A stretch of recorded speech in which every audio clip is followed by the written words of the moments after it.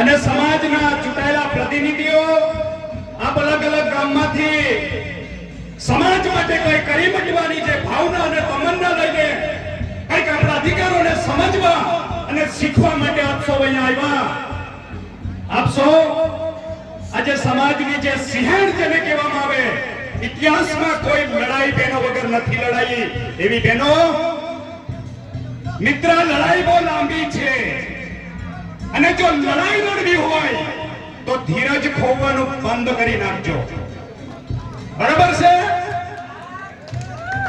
જો આપણામાં તાકાત હોય તો સરદાર વલ્લભભાઈ પટેલનું સ્ટેચ્યુ 3000 કરોડ રૂપિયાના ખર્ચે બનાવ્યું કે આપણે તીરકાંઠા લઈને જઈ પહોંચવું પડે. નગરથી હોય તો બરાબર છે. મુંબઈ થી દિલ્હી હાઈવે ઇન્ડસ્ટ્રીયલ કોરિડોર આવે છે, એના માટે આપણે કોઈ નકળતા નથી. નકળીએ છે આપણે લોકો.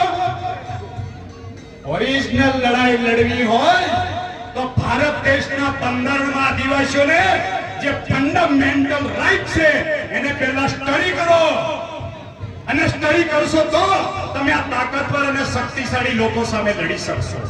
આવી રીતના લડાઈ નહીં. બરાબર છે?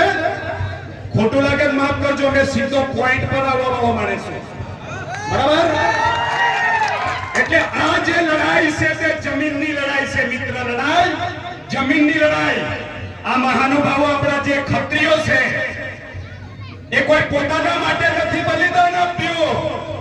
હજારો વર્ષથી આ દેશ પર દરેક જાતિના બહારના લોકો આવીને આપણા પર આક્રમણ કરીને આપણી જમીનો છીનવી, અને આપણા મહાપુરુષો, આપણા ભગવાનો પણ જળ જંગલ જમીન માટે લડતા લડતા એ લોકો પોતાની શહાદત બોરી છે.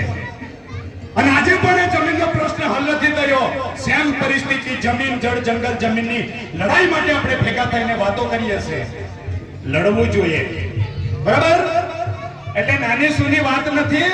આ તમારું જે યુદ્ધ છે, તમારામાં તાકાત છે અને સહી દિશામાં લાગુ કરો. બાકી સરકારના બાપની તાકાત નથી કે બરાબર?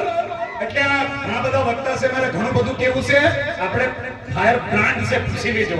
બરાબર? અસ્તુ જોહાર, જય આદિવાસી.